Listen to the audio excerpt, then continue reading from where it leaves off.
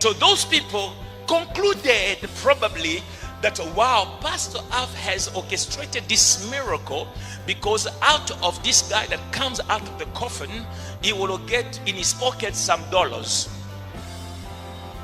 And because of that, I say it is fake. Because I heard people saying that no way, this person was not dead. The person had a cell phone because he had to communicate with Pastor Alf while in the coffin. He had a cell phone, and in the intelligence, they even pointed it out as if you have a cell phone in your pocket, it will show. And they say while he was like this, he was on WhatsApp with Pastor Alf. Hear this. The level of intelligence of somebody, some people out there, is very high. Extremely high. To be able to think that somebody in a tight coffin will be using a cell phone to communicate with a pastor on the stage. You see how wise the world is. The Bible says the fear of the Lord is the beginning of wisdom. Hallelujah. Those who don't fear God have none of that. Yes. But the fourth category of people that maybe got to the conclusion that this is fake are people who saw the mortuary car with the name and the number, and quickly after that called the mortuary to find out, did you send a body to Hallelujah Ministries? And the mortuary say, hey, no, we did not. They say, do you know of a certain body, a corpse that came out from your mortuary since Friday? And the mortuary say, no, we distance ourselves from it. And that those ones say, yo, we got Pastor Alf. I say again, and I say it before you, standing where I minister to you for all these years, that was my first time to see all those people. The family, the one in the coffin, and the car. I don't know these people. It's my first time before God to see these people. I don't know that funeral parlor. Never heard of them before. I'm not saying they're bad. I'm just saying the procedure taken so fast. Press release, charges, it is the vehicle of the church, and later on it is our vehicle, whatever the case may be. Now, between the church and you who brought the body, who has to answer? Really? Where did you get this body? Common sense. Was the body alive or dead when you brought it? True. Here.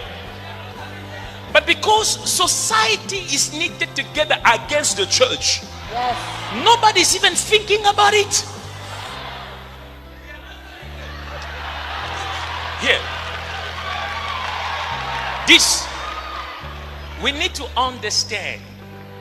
Not that we're going to put up a fight, but we need to understand what are the procedures for a mortuary to pick a body and to move it from one point to another. Are there policies and regulations that need to be followed? If you take a body, don't you verify if the person is really dead? Because you must know, if you just take a coffin like that, you may take drugs one day. Right? So there must, I presume, some level of inspection. So I don't have those answers. I am in no way whatsoever blaming the mortuary. I am saying here, we will understand this. Are you hearing me? Amen. To my surprise, not only one mortuary Not 2, 3. Where are the 2 others coming from? Hey. May God punish the devil. No one right now has any slight evidence that this was made by Pastor Alf, but yet through the media it was affirmed. Now, some people think God has spoken. Almost every headline almost said Pastor Alf claimed to have resurrected a man who was dead. Now, I am asking whoever wrote it, tell me, where did I claim it? If you believe that I claim it, fine. Show me a video, a test. Tell me, where did you get that? If you cannot tell me that, please, for dignity's sake, retract it.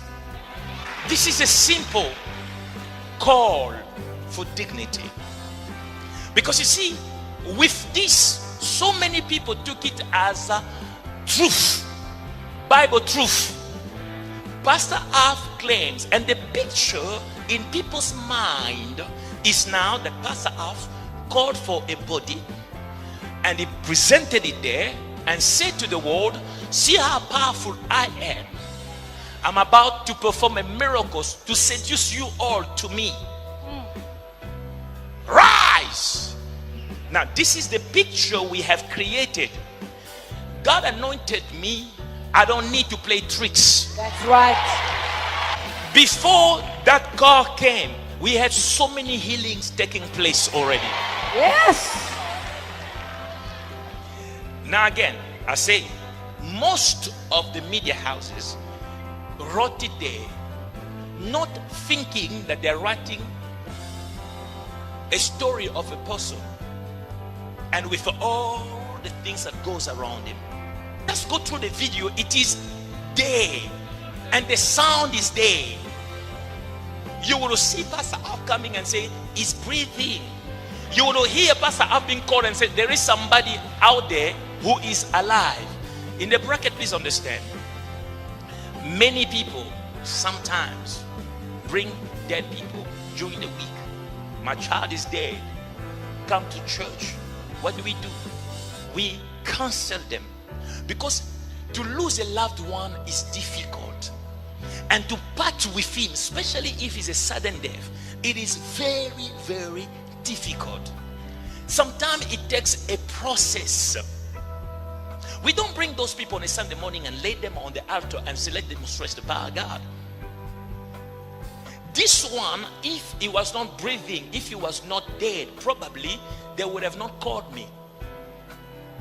The reason why they called me was not to come and resurrect somebody. It was to come and see what was happening. Is it responsible to write things that the world will see based on he said? If somebody today comes and says, Pastor Alf took $1 million that was mine, it will go immediately. Tomorrow it's there. No verification. The one, a person robbed $1 million by Pastor Alf Lukau is coming out. That is really unfair. And because of the power the media has, it can hurt very bad. That's why we all have to have a media that is responsible. Are you hearing me? Media is supposed to be our friends, not our enemies. But we have the impression that the media, even when they call you, come, we're giving you a chance to respond. We know that no, you're trying to turn things around. When we have good stories here, where are you, media? Oh yes, good question. Sometimes we beg the media to come. We send them letters, they don't come. But now they want to stand at our doors. They want to enter in our properties. Thank God it's a private property.